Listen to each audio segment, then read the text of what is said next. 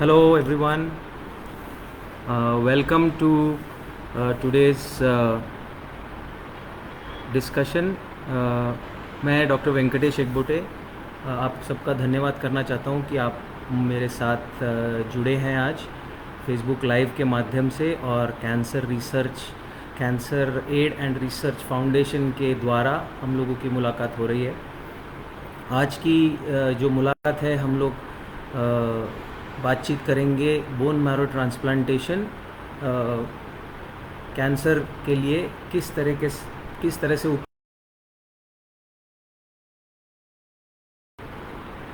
जो अभी हम लोग आपके साथ ज्वाइन हो रहे हैं, सो आप हमारे साथ जुड़ रहे हैं, तो उनके लिए मैं बता दूं कि मैं हीमेटो ऑन्कोलॉजिस्ट हूं, डॉक्टर वेंकटेश एकबोटे। कमल नयन बजाज हॉस्पिटल में मैं कंसल्टेंट और हेड के रूप में काम करता हूं।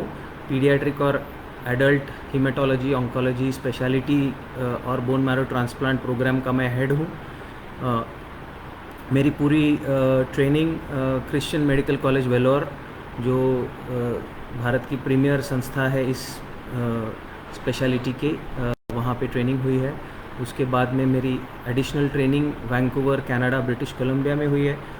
उस दौरान मैंने ऐसे सारे पेशेंट्स की ट्रीटमेंट में हाथ बटाया है जहाँ bone marrow transplantation as well as chemotherapy की ट्रीटमेंट की जाती है। सो कैंसर से जुड़े हुए मेरे सारे साथी, उनके सारे रिश्तेदार, उनका स्वागत है।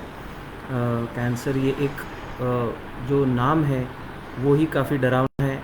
काफ़ी लोग उससे ज़्यादा मात्रा में एक्चुअली डर जाते हैं और उसकी वजह से क्लियरली सोच नहीं पाते।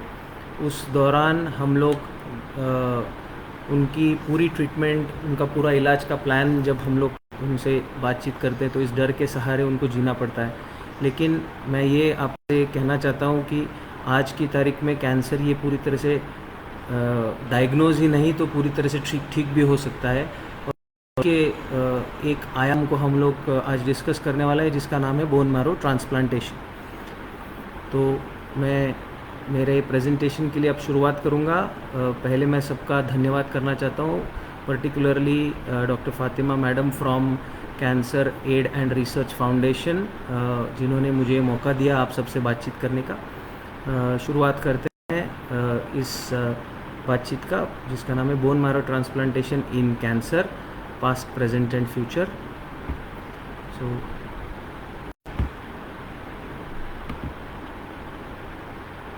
ओके, सो मेरे स्लाइड्स आप सबको दिख रहे होंगे, आई होप।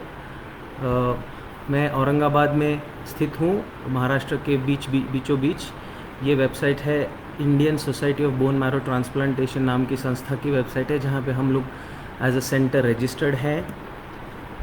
अभी आज की तारीख में हम लोगों ने 60 bone marrow transplant successfully accomplish किए हैं। उसमें 2 तरीके के बोन मैरो ट्रांसप्लांट्स हैं, इनफैक्ट 3 तरीके के बोन मैरो ट्रांसप्लांट्स हैं। एक है ऑटोलॉगस बोन मैरो ट्रांसप्लांटेशन और दूसरा है एलोजेनिक बोन मैरो ट्रांसप्लांटेशन। तो आप देख सकते हो कि autologous bone marrow transplant multiple myeloma, lymphoma और अमीलॉइडोसिस और न्यूरोब्लास्टोमा जैसी खून की बीमारियों के खिलाफ या सॉलिड ट्यूमर्स के खिलाफ हम लोग कर सकते हैं। वेराज एलोजेनिक ट्रांसप्लांट, जहाँ पे डोनर के स्टेम सेल्स को यूज़ किया जाता है, वो ब्लड कैंसर को ठीक करने के लिए और एप्लास्टिक एनीमिया को ठीक करने के लिए और थैलेसीमिया को ठीक करने के लिए यूज़ किया जाता है। जो तीसरे टाइप का ट्रांसप्लांट है वो हैप्लो आइडेंटिकल, जो डोनर स्टेम सेल्स से ही हम लोग स्टेम सेल्स लेते हैं, लेकिन एट द सेम टाइम वो स्टेम सेल्स पूरी तरह से मैच्ड नहीं होते हैं, फिर भी हम लोग पेशेंट को पूरी तरह से रोग मुक्त कर सकते हैं, जिसका नाम है haplo identical bone marrow transplant. तो आगे बढ़ते हुए जो बोन मैरो ट्रांसप्लांट की कहानी है वो 1970 में शुरू हुई। उस दशक में बोन मैरो ट्रांसप्लांटेशन एक्चुअली सिर्फ एक एक्सपेरिमेंट था, लेकिन आने वाले कई दशकों में इतनी सारी डेवलपमेंट्स हुई है कि आज बोन मैरो ट्रांसप्लांटेशन ये एक स्टैंडर्ड ट्रीटमेंट ऑप्शन के रूप में उभरा है। बोन मैरो ट्रांसप्लांट की जो इंडिकेशंस हैं, जैसे हमने अभी बात की, कैंसर या नॉन कैंसर, ये दोनों बीमारियों में जेनेटिक और नॉन जेनेटिक, ये दोनों बीमारियों में बच्चों में और एडल्ट्स में दोनों में ये successfully bone marrow transplant use हुआ है और उसके सक्सेस रेट्स जो है वो दिन ब दिन बेहतर होते जा रहे हैं, क्योंकि हम लोगों के नॉलेज में और हम लोगों के एक्सपीरियंस में और बढ़ोतरी होती जा रही है और पेशेंट्स और अच्छी तरह से ट्रीट करने की हमारे पास क्षमता पैदा हो रही है। इसका एक में श्रेय डॉक्टर ई डोनाल्ड थॉमस, जिनको नोबेल प्राइज़ से नवाजा गया, उनको जाता है। इनको 1980 में नोबेल प्राइज़ से नवाजा गया इसी बोन मैरो ट्रांसप्लांट के कारण। और भारत भी इस बोन मैरो ट्रांसप्लांट की जो श्रृंखला है उसमें पीछे नहीं हटा हुआ है। हम ऑलमोस्ट 190 to 200 सेंटर्स आज की तारीख में हमारे देश में हैं, जो एक ISBMT नाम की संस्था से जुड़े हुए हैं, that is Indian society of bone marrow transplantation. आप मुझे देख सकते हो यहाँ पर। इस संस्था की जो आखिरी मीटिंग हुई वो 2019 में हुई थी, क्योंकि उसके बाद में हम मिल नहीं पाया बिकॉज ऑफ कोविड-19। इस दौरान खींची गई ये तस्वीर है। तो अगर आप सोच रहे हैं कि बोन मैरो ट्रांसप्लांट से सचमुच में पेशेंट्स ठीक होते हैं या नहीं, तो सबसे बड़ी कामयाबी जो है वो सीवियर एप्लास्टिक एनीमिया, जहाँ पे बोन मैरो की पूरी शक्ति नष्ट हो जाती है खून बनाने की, उसमें है। तो आप देख सकते हो कि अगर ठीक होने की प्रोबेबिलिटी को हम लोग जांचें तो यहाँ प्रोबेबिलिटी है 100% से कुछ ही प्रतिशत कम, 90 या 95% पेशेंट्स पूरी तरह से ठीक हो सकते हैं अगर उनके पास फैमिली में डोनर हो। उससे कुछ चंद प्रतिशत कम अगर सोसाइटी में डोनर हो, मैचिंग डोनर, जिसके बारे में हम लोग आगे बढ़ के बात करेंगे, उससे भी उतना ही लाभ होता है। सो आगे बढ़ते हैं। कैंसर में बोन मैरो ट्रांसप्लांटेशन कब तक, कहाँ तक यशस्वी रहा है, तो अगर आप देखें कि 10,000 बोन मैरो ट्रांसप्लांट एक वक्त में जब हम लोगों ने उनकी जांच की, ये वर्ल्ड वाइड जांच में आप देख रहे हैं कि यहाँ पे जो 2 सबसे बड़े ब्लड कैंसर के बीमारियों का देख रहे हो कि ये ब्लू जो लाइन जा रही है वो एक्यूट लिम्फोब्लास्टिक ल्यूकीमिया नाम की जो बीमारी है ब्लड कैंसर की, उसको ठीक करने के लिए ऑलमोस्ट 95% तक वो यशस्वी रहा है। सेम ऑलमोस्ट सिमिलर आउटलुक है एक्यूट माइलॉइड ल्यूकीमिया, जो कि बीमारी हम लोग देख रहे हैं। सो 80-85% पेशेंट्स बोन मैरो ट्रांसप्लांट के बाद में ठीक हो सकते हैं और इसके साइड इफ़ेक्ट्स भी लेस देन 10% के घर में है। ऐसा नहीं है कि सिर्फ पेशेंट्स जो साइड इफ़ेक्ट्स से मुक्त हैं वही पेशेंट्स जी सकते हैं। इनफैक्ट सिर्फ 10% लोगों को बोन मैरो ट्रांसप्लांट के बाद में कठिनाइयों का सामना करना पड़ता है। बाकी 90% पेशेंट्स में वो बोन मैरो ट्रांसप्लांट पूरी तरह से पेशेंट को ठीक कर सकता है और बिना किसी साइड इफ़ेक्ट्स के। और ये क्यों हासिल हुआ है, इसका कारण ये है कि हम लोगों के पास बेटर कंडीशनिंग रेजिमेन आ गई है। मतलब बोन मैरो ट्रांसप्लांट से पहले जो हम लोग कीमोथेरेपी देते हैं वो कम और डोसेस कम करते करते हम लोग मिनिमम डोज में उसको दे पाते हैं। दूसरी उपलब्धि हमारी ये है कि बोन मैरो ट्रांसप्लांट के दौरान जो सपोर्टिव केयर की ज़रूरत पड़ती है वो और अच्छी तरह से हम लोग पेशेंट्स को दे पा रहे हैं, अच्छा नर्सिंग केयर दे पा रहे हैं, अच्छा ब्लड प्रोडक्ट सपोर्ट दे पा रहे हैं। और बोन मैरो ट्रांसप्लांट के बाद में होने वाली जो ग्राफ्ट वर्सेस होस्ट डिजीज़ नाम की एक प्रॉब्लम है, जिसके बारे में हम लोग और बातचीत करेंगे, उसको हम लोग और अच्छी तरह से प्रिवेंट कर पा रहे हैं। तो ये तीनों उपलब्धियों की वजह से हम लोगों के बोन मैरो ट्रांसप्लांट के जो सक्सेस रेट्स हैं वो 50% से 90% तक जा चुके हैं। अब बात करते हैं कुछ जाने पहचाने चेहरों की। हमारे लेफ़्ट साइड में ऊपर की तरफ आप देख सकते हो कि मिस्टर अनुराग बासु हैं, जिनको एक्यूट प्रोमाइलोसाइटिक ल्यूकीमिया से डायग्नोज किया गया था। वो एक ब्लड कैंसर है, वो पूरी तरह से ठीक हो गए हैं और अभी आप उनको टेलीविज़न पे काफ़ी बार देखते हो एज अ फेमस जज, as a director. Then you have Ken Watanabe, जहाँ हम लोगों ने इंसेप्शन जिस मूवी में हम लोगों ने उनको देखा है, उनको भी ब्लड कैंसर हुआ है। सो ब्लड कैंसर किसी आदमी या इंसान को देख करके नहीं होता है, वो किसी को भी हो सकता है। सो आज की फिर भी ये याद रखना बहुत ज़रूरी है कि ब्लड कैंसर ये एक क्यूरेबल बीमारी है और ये तीनों उसका एक जीता जागता प्रतीक हैं। उसी के साथ में हमारी चहेती एक्ट्रेस लिसा रे, जो अर्थ मूवी में काफ़ी उन्होंने अवार्ड्स जीते, उनको माइलोमा, मल्टीपल माइलोमा का डायग्नोसिस मिला 2010 में और उस दौरान उनका बोन मैरो ट्रांसप्लांट हुआ और आज अप्रॉक्सीमेटली 10 से 12 साल बाद भी उनका बोन मैरो उनकी जो बीमारी है वो पूरी तरह से ठीक है। So she is return to acting and that is a great message for all of us कि हम लोग इस बीमारी के खिलाफ लड़ सकते हैं, लड़ के जीत भी सकते हैं और जीत के हम लोग हमारी नॉर्मल लाइफ भी जी सकते हैं। ऐसा नहीं है कि ट्रीटमेंट की वजह से पेशेंट की तकलीफ़ बढ़ गई। इनफैक्ट पेशेंट पूरी तरह से ठीक होकर उसकी नॉर्मल लाइफ जी सकता है। उन्होंने इसके बारे में एक किताब भी लिखी है जिसका नाम है क्लोज टू द बोन। और सबसे रीसेंट हमारी जो उपलब्धि बोन मैरो ट्रांसप्लांट के क्षेत्र में जो है, अगर आप सोचें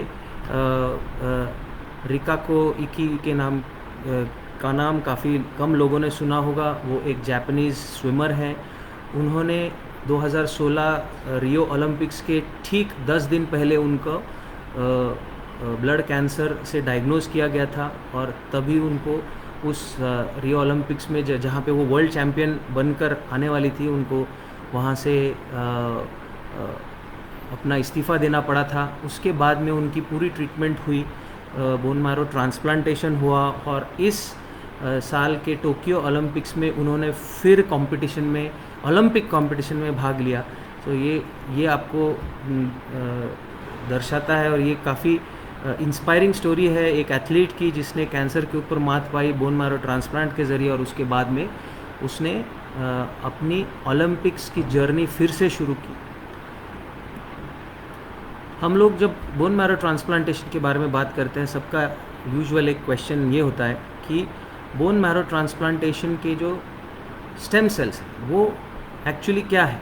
तो बेसिकली अगर आप देखिए कि जो बोन के बीच में जो खाली जगह होती है हम सब में, हमारे शरीर में स्केलेटल सिस्टम जिसको हम लोग कहते हैं, उसके बीच में बोन मैरो होता है। वहीं से हम लोग बोन मैरो का टेस्ट भी करते हैं। आपको याद होगा आपके रिलेटिव्स में या आपके जान पहचान वाले जो कैंसर से लड़ रहे हैं, जो ब्लड कैंसर से ग्रस्त हैं, उनका बोन मैरो टेस्ट किया जाता है और उन्हीं बोन मैरो के सेल्स जिसको बोलते हैं, वहाँ पे ही स्टेम सेल्स होते हैं जो खून पैदा करने में काम करते हैं और वही स्टेम सेल्स ब्लड वेसल्स में भी आ जाते रहते हैं।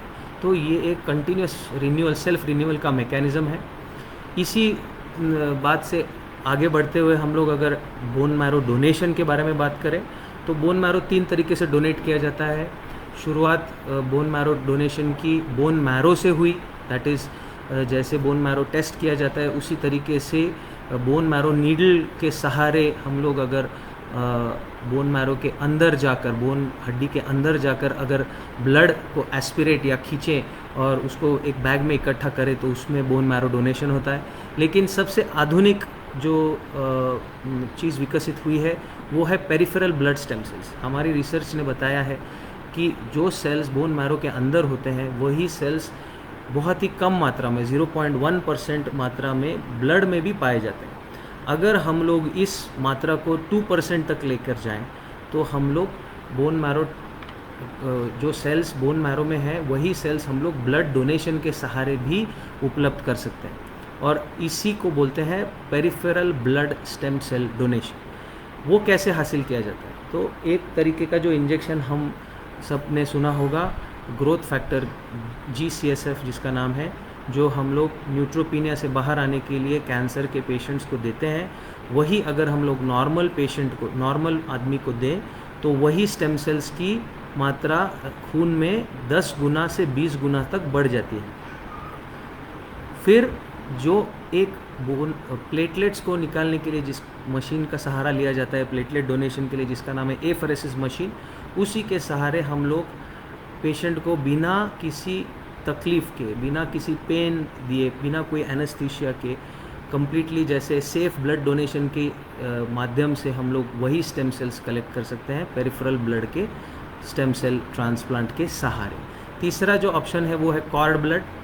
वो कॉर्ड ब्लड बहुत ही कम मात्रा में स्टेम सेल्स का कलेक्शन होता है, सो इसलिए यूजुअली हम लोग कॉर्ड ब्लड प्रेफर नहीं करते हैं जब बच्चे 5 साल से ऊपर होते हैं, क्योंकि उसमें स्टेम सेल डोज काफ़ी कम रहता है।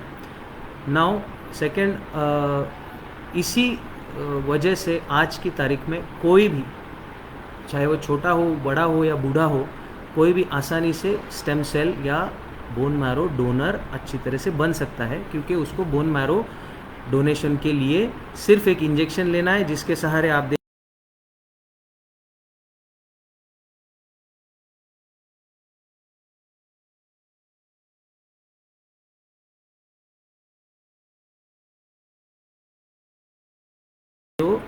स्टेम सेल डोनेशन कर रहा है। It is this baby is only 1 year old।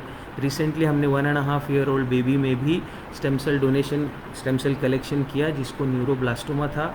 उसी के खुद के स्टेम सेल्स यूज़ करके हम लोगों ने उसको नई बोन मैरो ट्रांसप्लांटेशन के सहारे नया जीवनदान देने की कोशिश करी है। आज उस ट्रांसप्लांट को लगभग 8 महीने हो गए हैं और वो पेशेंट पूरी तरह से वो न्यूरोब्लास्टोमा से ठीक हो चुकी है। उसका न्यूरोब्लास्टोमा अपने उसके ब्रेन में और उसके आइज़ में फैल गया था, उसको हमने ठीक किया है। सो अगर आप सोचें कि ये कलेक्शन में क्या होता है, तो stem cells, progenitor cells, platelets, lymphocytes, actually infection से लड़ने वाले काफ़ी सारे सेल्स इस बैग में अगर आप देखें तो होते हैं। उसके बाद में एक बार ये बैग अगर हम लोग पेशेंट को चढ़ा देते हैं तो बिटवीन 10 से 15 दिन के उपरांत उसके स्टेम सेल्स पनपने शुरू हो जाते हैं उसके शरीर में, और स्टेम सेल्स पनपने के लिए एक स्पेसिफिक सेल डोज के माध्यम से ही हम लोग उनके स्टेम सेल्स कलेक्ट करते हैं। तो जैसे किसी बीमारी के लिए कीमोथेरेपी का एक विशिष्ट डोज होता है, वैसे ही बोन मैरो ट्रांसप्लांटेशन के सक्सेस के लिए स्टेम सेल एडिक्वेट डोसेज में होना बहुत ज़रूरी है। Ideal adequate stem cell dose है 3 से 5 million stem cells per kilogram of the patient body weight. क्यों ये ज़रूरी है? क्योंकि उसी स्टेम सेल्स के सहारे हमारे पूरे खून को हम लोग रीजनरेट करने की कोशिश करते हैं। तो ये स्टेम सेल्स कहाँ है? तो ब्लड के ज़रिए हम लोग स्टेम सेल्स शरीर के अंदर ट्रांसफ्यूज़ करते हैं। वही स्टेम सेल्स ब्लड वेसल के ज़रिए बोन मैरो में अपना घर करने में कामयाब हो जाते हैं। ये साइंस की सबसे बड़ी उपलब्धि है, और वो 10 से 15 दिन में कब क्यों बढ़ जाते हैं? क्योंकि हम लोग adequate stem cell dose collect कर पाए। अगर हम लोग एडिक्वेट स्टेम सेल डोज यानी 2 मिलियन से कम स्टेम सेल डोज अगर हम लोग कलेक्ट कर से कम डोज यूज़ करते हैं, तो हमारे जो ट्रांसप्लांट के डेज़ हैं वो 15 दिन से एक्चुअली 20 दिन तक या 25 दिन तक हम लोग को रिस्पॉन्स आता है। तब तक कॉम्प्लिकेशंस बढ़ने के चांसेस ज़्यादा होते हैं, इसलिए हम लोग हमेशा adequate stem cell dose collect करने की पूरी कोशिश करते हैं। और आज की तारीख में हमारे पास ऐसे इंजेक्शंस भी है जिससे सिर्फ ग्रोथ फैक्टर ही नहीं, तो प्लेरिक्सा-4 नाम का भी एक इंजेक्शन है जिससे हम लोग एडिक्वेट स्टेम सेल्स एडिक्वेट मात्रा में कलेक्ट कर सकते हैं। आगे बढ़ते हुए आप देख सकते हो कि BMT cures over 70 different types of diseases. मैंने आपसे जैसे बताया leukemia, lymphoma and multiple myeloma जो प्रमुख तौर पे ब्लड कैंसर्स है, और आखिर में सॉलिड ट्यूमर्स जो न्यूरोब्लास्टोमा और ईविंग सार्कोमा जो बच्चों में और यंग एडल्ट्स में पाए जाते हैं। उसके अलावा काफ़ी सारे जेनेटिक डिजीज़ेस से भी हम लोग फ्री हो सकते हैं अगर हम लोगों को बोन मैरो ट्रांसप्लांट का सहारा मिले तो इसके बारे में आज हम लोग बातचीत नहीं करेंगे, सिर्फ मैं आपको बताना चाहता हूँ। तो अगर हम लोग सोचें और अच्छी तरह से समझने की कोशिश करें कि मेरे लिए कौन सा ट्रांसप्लांट ज़रूरी है, तो यहाँ पे आप देख सकते हो हमारे जो स्टेम सेल्स हैं वो 3rd स्टेज में खून पैदा करने के लिए तैयार होते हैं।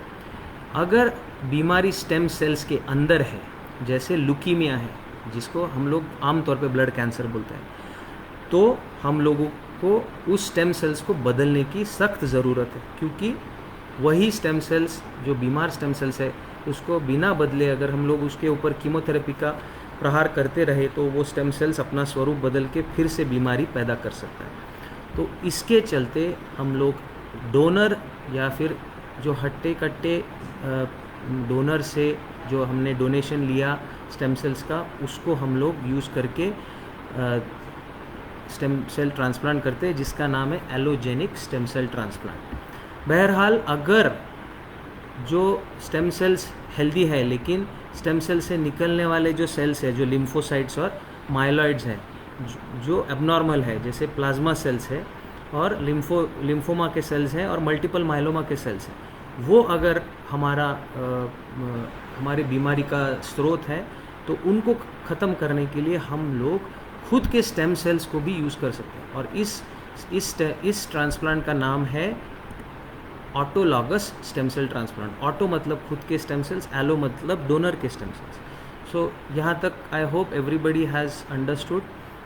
The next slide I will explain क्यों तो ऑटोलॉगस ट्रांसप्लांटेशन यशस्वी होता है, क्योंकि ऑटोलॉगस ट्रांसप्लांटेशन में मेन क्यूरेटिव एलिमेंट जो होता है वो है हाई डोज कीमोथेरेपी।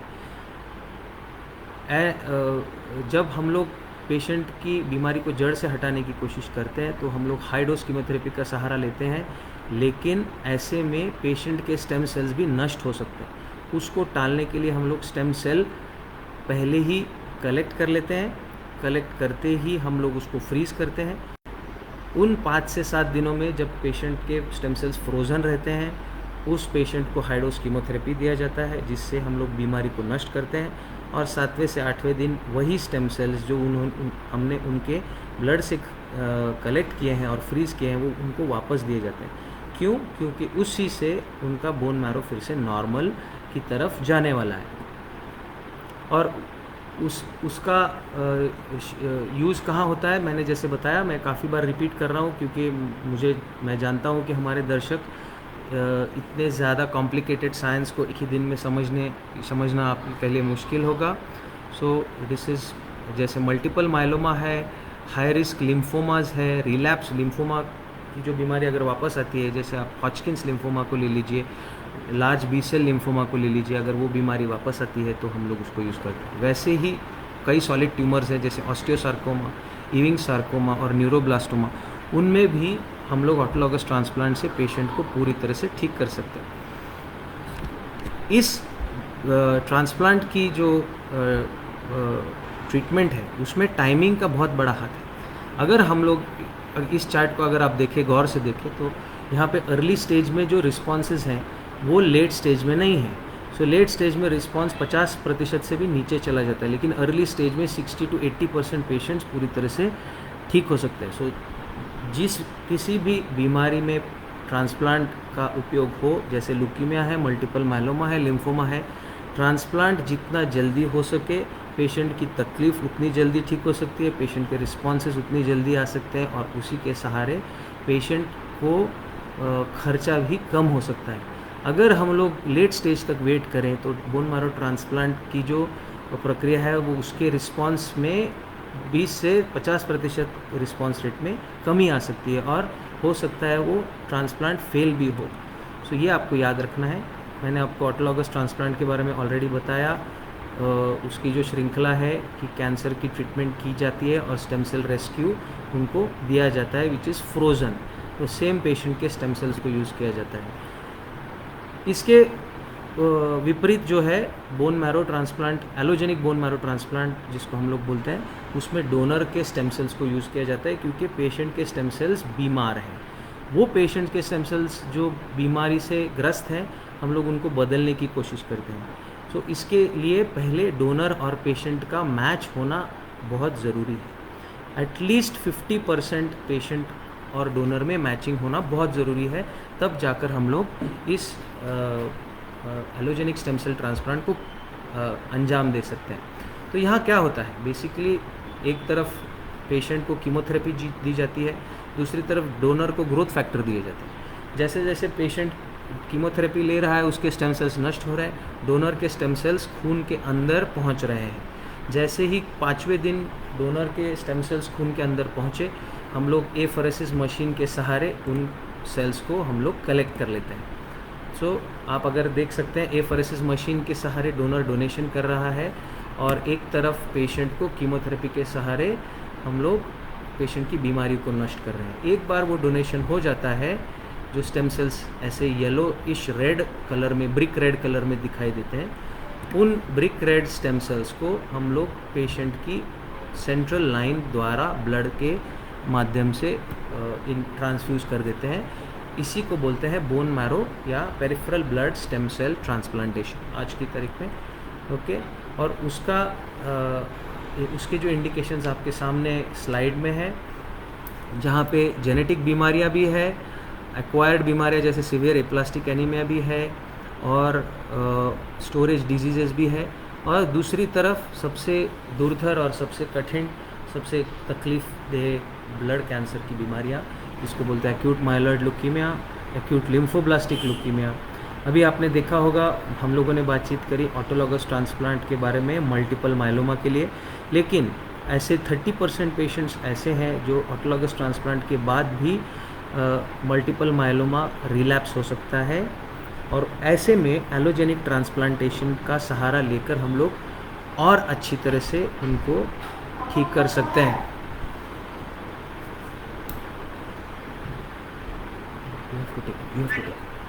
हेलो, तो हम लोग आगे बढ़ते हैं।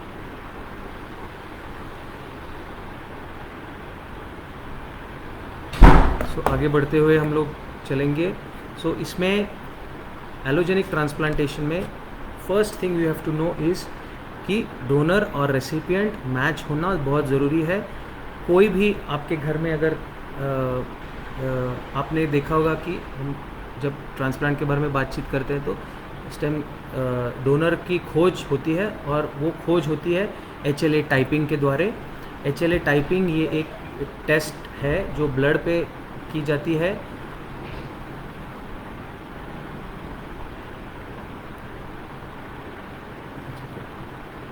There's nothing there. It's okay. So इसको बोलते हैं हाई रेजोल्यूशन HLA टाइपिंग। अगर आप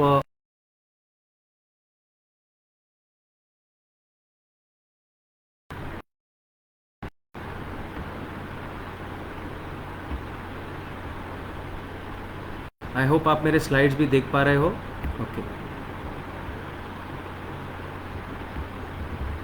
okay, so we will continue. जैसे आप देख रहे हो कि हाई रेजोल्यूशन HLA टाइपिंग के सहारे, जिसको डोनर और रेसिपिएंट के बीच में मैचिंग हम लोग ढूंढ सकते हैं, और उस मैचिंग के सहारे हम लोग आगे बढ़ सकें। वैसे ही और एक इंटरेस्टिंग चीज़ जो पाई गई है कि जब हम लोग bone marrow allogenic bone marrow transplantation करते हैं, मतलब डोनर से सेल्स ले करके हम लोग पेशेंट के अंदर छोड़ते हैं, तो ऐसे स्टेम सेल्स खुद ल्यूकीमिया के खिलाफ सोल्जर्स का काम करें। तो इसका क्या मतलब है? इसका ये मतलब है कि सिर्फ कीमोथेरेपी ही नहीं, तो ये जो नए स्टेम सेल्स से पैदा होने वाली जो इम्यूनिटी है, वो भी डोनर जो पेशेंट का कैंसर है उसको ठीक करने में काम करती है। ऐसा नहीं है कि सिर्फ स्टेम सेल्स नया खून पैदा करते हैं, स्टेम सेल्स नई इम्यूनिटी भी देते हैं। उस इम्यूनिटी के सहारे जो छोटे मोटे मात्रा में कैंसर के स्टेम सेल्स दिख सकते हैं या पनप सकते हैं, उसको हम लोग पूरी तरह से ठीक कर सकते हैं। इसका एक ही मतलब है कि स्टेम सेल ये एक सेलुलर थेरेपी है, जिससे जिन सेल्स को हम लोग कैंसर के खिलाफ काम करने में प्रेरित कर सकते हैं। At the same time gene therapy भी है, जो स्टेम सेल्स जिनके जीन्स खराब हो चुके हैं, जो सिर्फ कैंसर पैदा कर रहे हैं, उस स्टेम सेल्स को हम लोग पूरी तरह से बदल रहे हैं, और नए स्टेम सेल्स जिनके जीन्स स्वस्थ हैं, जिनके जीन्स में कैंसर की कोई भी अवशेष नहीं है, उन्हीं स्टेम सेल्स को हम लोग उनके अंदर पहुंचा रहे हैं। इसका फ़ायदा कहाँ हम लोग उठाते हैं? इसी के माध्यम से हम लोग जो कीमोथेरेपी, पहले बहुत हाई डोज कीमोथेरेपी देनी पड़ती थी कैंसर को ठीक करने के लिए, अब लो डोज कीमोथेरेपी और स्टेम सेल ट्रांसप्लांट दोनों एक साथ दे करके हम लोग उसी कैंसर को परास्त कर सकते हैं और उसी के साथ में साइड इफ़ेक्ट्स भी कम कर सकते हैं। आगे बढ़ते हैं। मैंने जैसे आपको बताया कि जितना जल्दी हो सके, अगर पेशेंट का लुकीमिया फर्स्ट रेमिशन में है और वो हाई रिस्क लुकीमिया है, तो उसका ट्रीटमेंट पहले बोन मैरो ट्रांसप्लांट से कर देना चाहिए, नहीं तो वो रिलैप्स होने के बाद में बोन मैरो ट्रांसप्लांट की प्रक्रिया के फेलियर रेट्स बढ़ सकते हैं। So that is my message to all of you. Okay, Indian bone marrow transplant society की रजिस्ट्री में बोन मैरो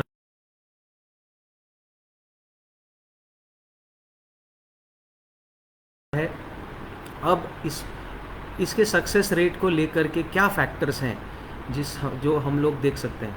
सो इसके सक्सेस रेट को लेकर के first is patient selection, then donor counselling और then chemotherapy related progress and long term follow up related progress. तो हम लोग क्विकली वहाँ चलते हैं। अगर आप देखें ब्लड कैंसर की रिसर्च में काफ़ी आगे काफ़ी हद तक प्रोग्रेस हुई है। उस प्रोग्रेस का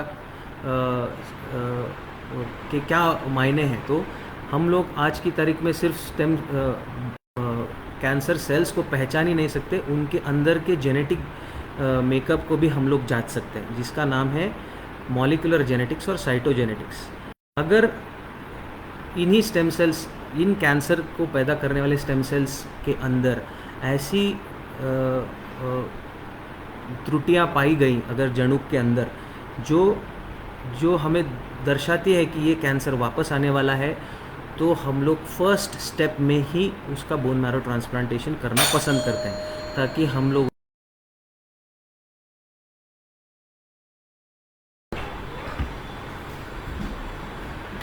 और उसी के चलते AML एक्यूट माइलॉइड ल्यूकीमिया के स्टेम सेल कलेक्शन का हम लोग ब्यौरा करेंगे। ऑलमोस्ट 80 टाइप्स ऑफ जीन्स इस बीमारी का अंश है, और आजकल एक ही टेस्ट है जिसको बोलते हैं NGS सीक्वेंसिंग, जिसके चलते हम लोग इन टेस्ट को देख सकते हैं। और उसी के साथ में हम लोग भी देखते हैं कि पेशेंट का ट्रीटमेंट के कीमोथेरेपी को रिस्पांस कैसे है। कीमोथेरेपी को अगर अच्छा रिस्पांस है तो इसका मतलब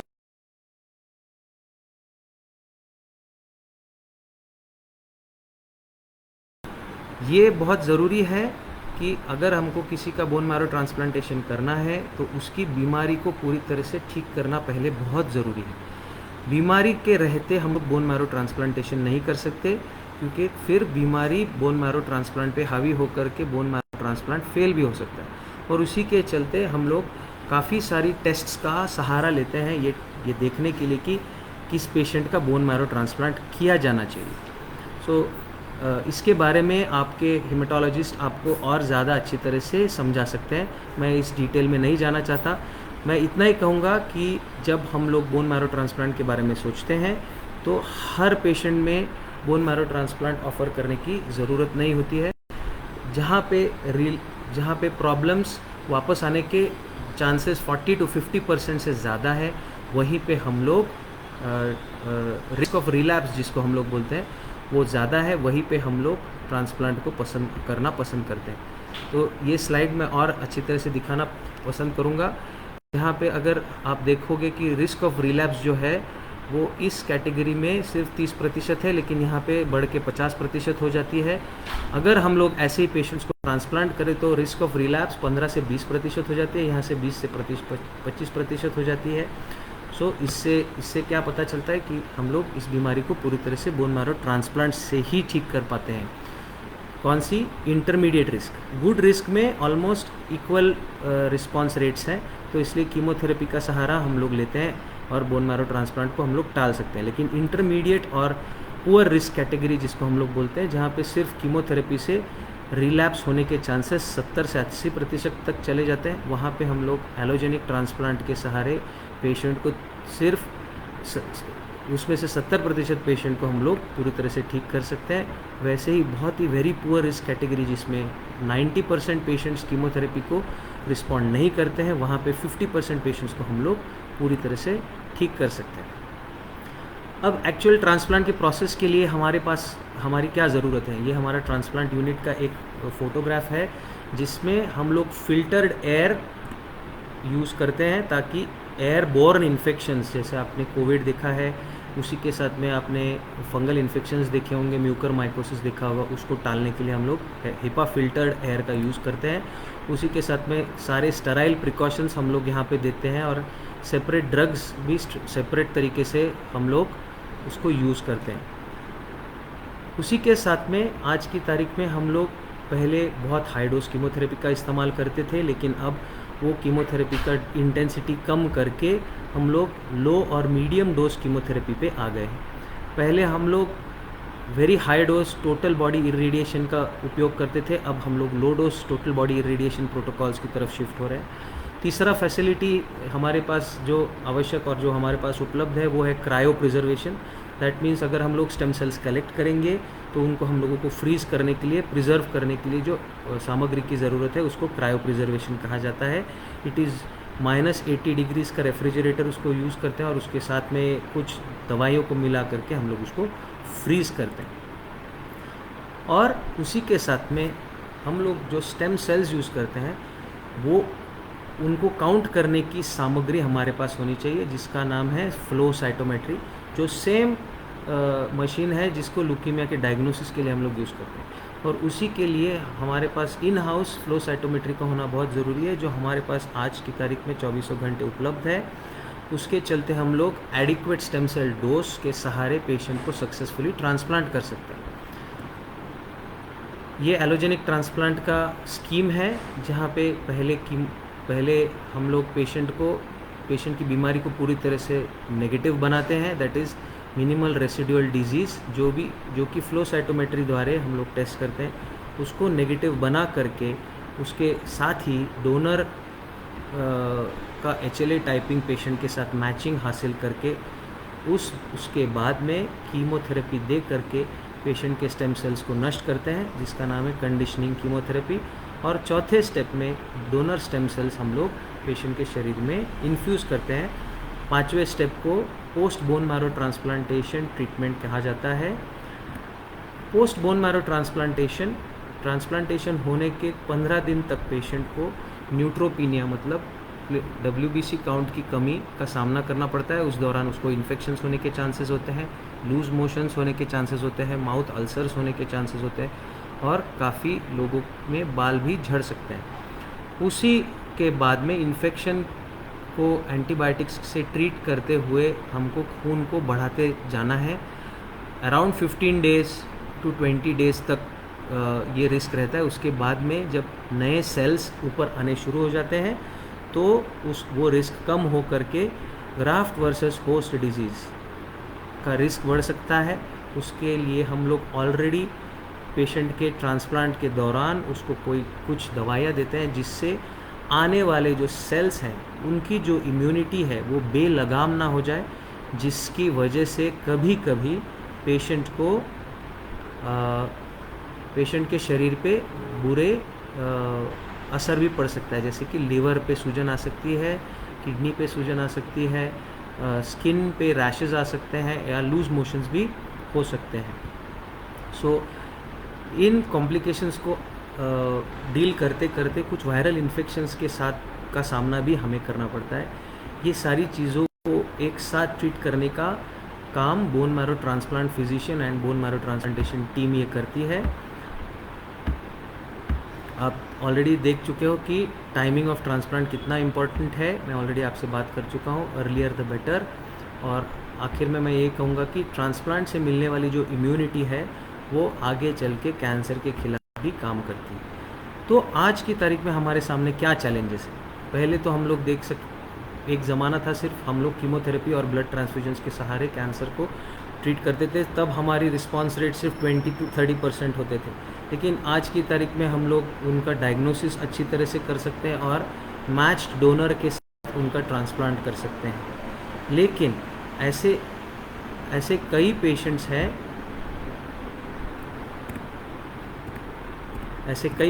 जिनके पास मैच्ड डोनर नहीं होता है। तो ऐसे पेशेंट्स में हम लोग मिसमैच्ड या हैप्लो आइडेंटिकल या हाफ मैच्ड ट्रांसप्लांट का उपयोग करते हैं और उनके रिजल्ट्स भी इक्वली एडिक्वेट है, although the risk is higher. किस चीज़ का रिस्क? तो ग्राफ्ट वर्सेस होस्ट डिजीज़ का रिस्क। जैसे फुल्ली मैच डोनर में ग्राफ्ट वर्सेस होस्ट डिजीज़ का रिस्क 10% से 20% तक होता है। मिसमैच डोनर ट्रांसप्लांट में ग्राफ्ट वर्सेस होस्ट डिजीज़ का रिस्क होता है 30 to 50%। तो इसके चलते हम लोगों को और ज़्यादा एहतियात बरतना ज़रूरी होता है। जैसे मैंने आपको बताया, anybody can be a donor today, और उसी के चलते हम लोग मैच्ड अनरिलेटेड डोनर ट्रांसप्लांटेशन भी अच्छी तरह से कर पाए। You can see here doctor Alka Igbote, my wife, she became the first stem cell donor of our bone marrow transplant program. She donated stem cells to a patient of blood cancer, and this patient is alive and well. There is another doctor who we met who also donated her stem cells to this small young girl जिसको thalassaemia था, और she was the first doctor donor in India जिसने patient को या किसी और unrelated patient के लिए डोनेशन किया था। देन सिमिलरली ये सीमेंस के कंपनी एग्जीक्यूटिव ने भी अपने स्टेम सेल्स डोनेट करके एक बच्ची का कैंसर से जान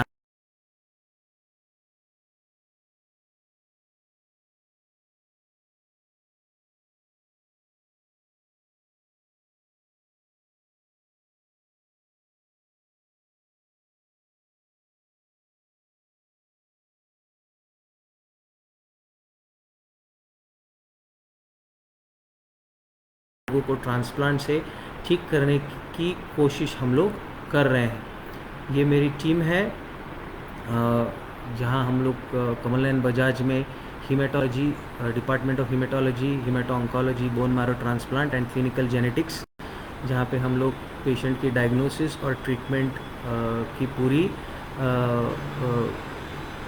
मशीनरी और पूरी एक्सपर्टीज़ हम लोगों ने खड़ी की है in the heart of Marathwada, जहाँ पे कोई और ऐसा प्रोग्राम नहीं है और काफ़ी ज़रूरतमंद पेशेंट्स भी होते हैं।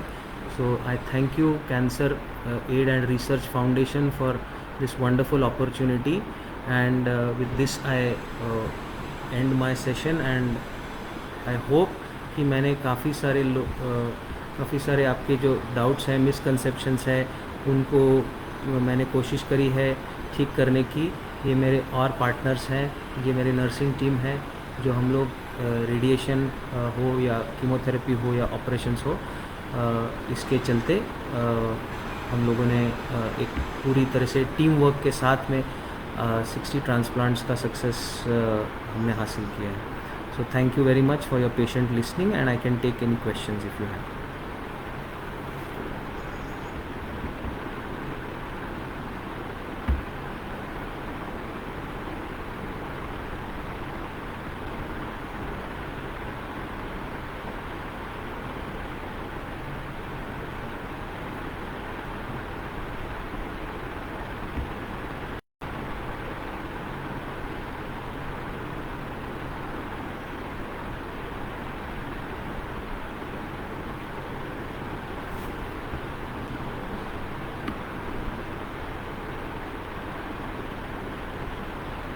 I think I will take some questions now.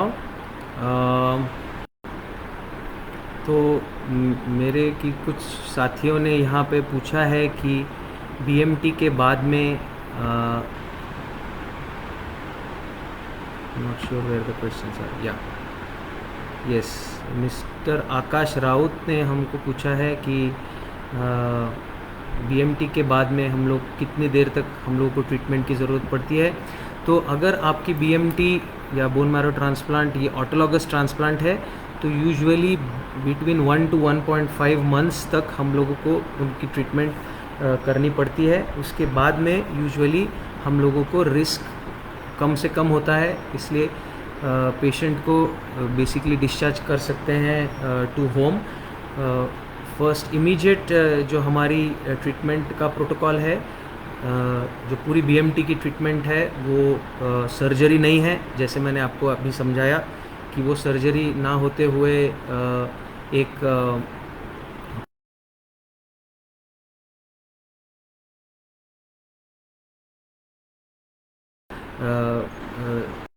Surgery नहीं है, नंबर 1। नंबर 2, ये मैं कहना चाहूँगा कि जो हम लोग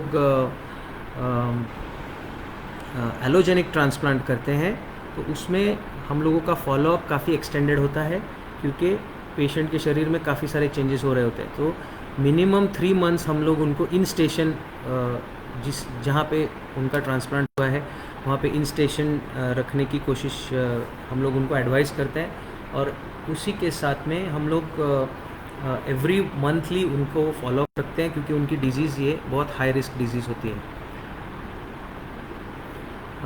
तो I hope every month for at least couple of years जो हम लोग डोनर डिराइव्ड स्टेम सेल जो एलोजेनिक ट्रांसप्लांट के पेशेंट्स होते हैं उनमें का at least once a month for first 6 months, and then after first 6 months once every 3 months up to for at least 2 to 4 years हम लोग उनका फॉलोअप रखते हैं। मिस दीपा हेगड़े ने पूछा है कि साइड इफ़ेक्ट्स, ट्रीटमेंट के साइड इफ़ेक्ट्स क्या हैं। तो ट्रीटमेंट के साइड इफ़ेक्ट्स में मैं कहूँगा, जैसे मैंने आपको बताया, इमीडिएट साइड इफ़ेक्ट्स हैं और लॉन्ग टर्म साइड इफ़ेक्ट्स का सामना हमको करना पड़ता है। ऑटोलॉगस ट्रांसप्लांट में सिर्फ इमीडिएट प्रॉब्लम्स आ सकते हैं, जैसे WBC काउंट के कम होते ही, इन्फेक्शन की मात्रा का बढ़ना, प्लेटलेट्स के काउंट के कम होते ही ये प्रॉब्लम आना, इन्फेक्शन की problem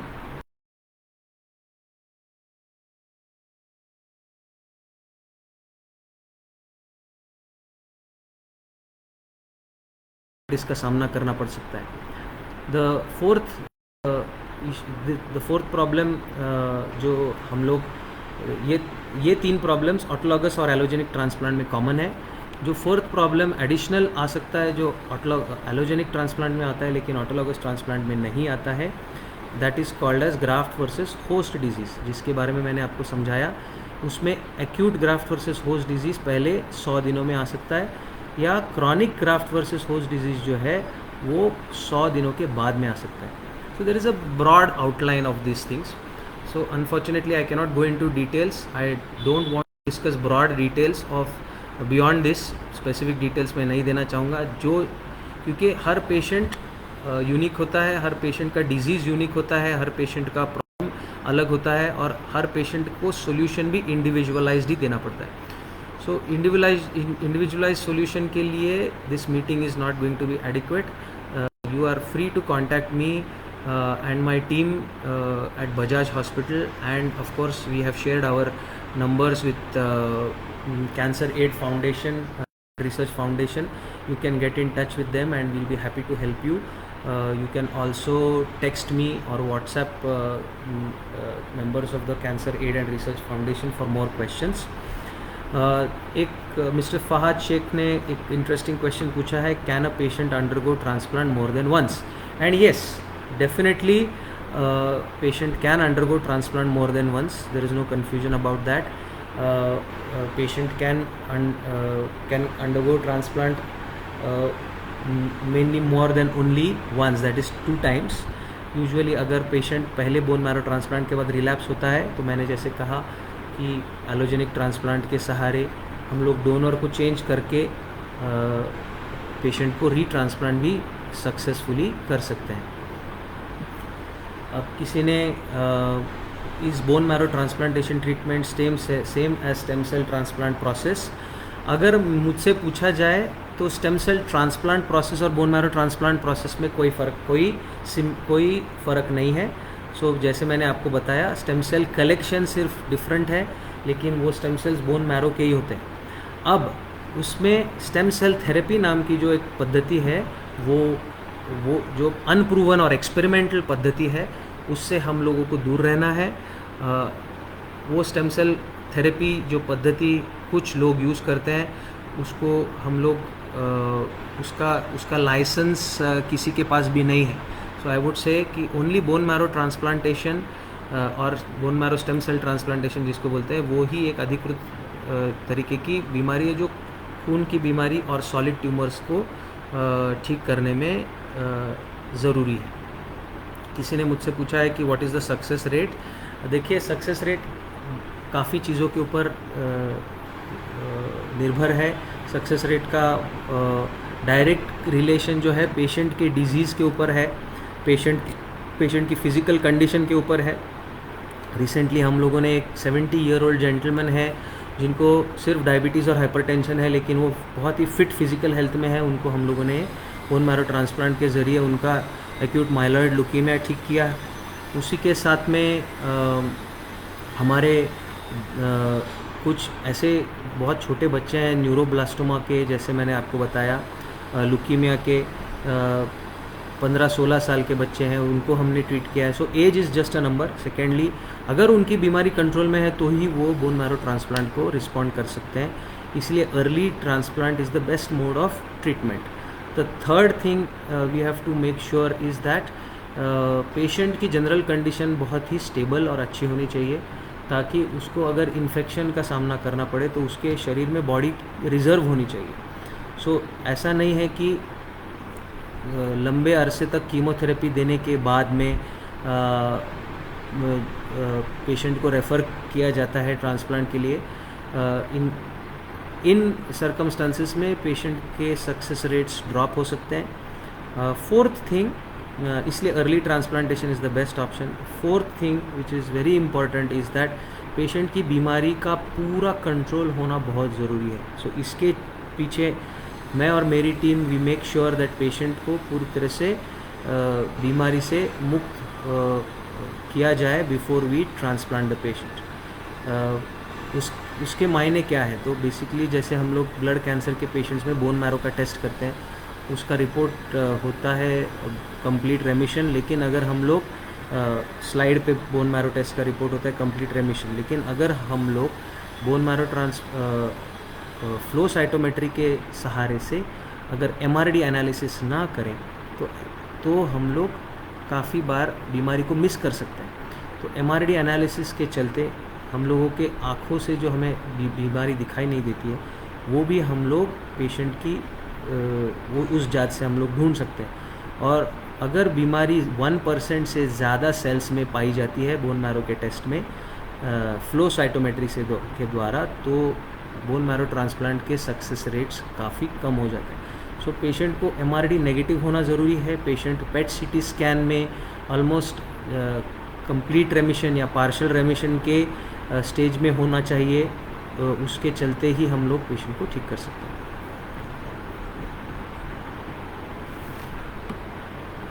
I think I have answered most of these questions.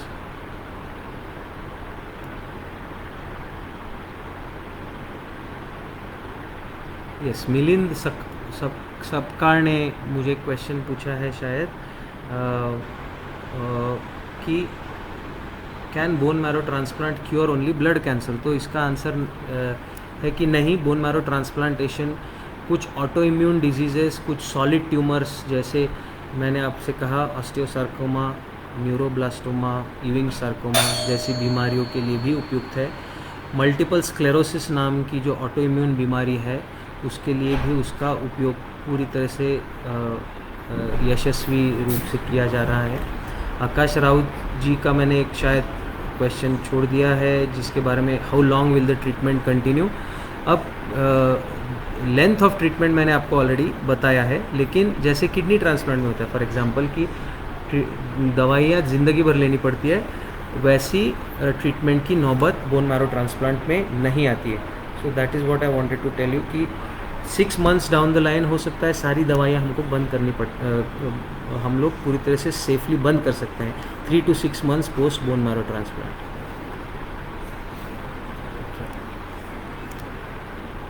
Are there any more questions? I'm not sure. Yes, I think we have answered all your questions.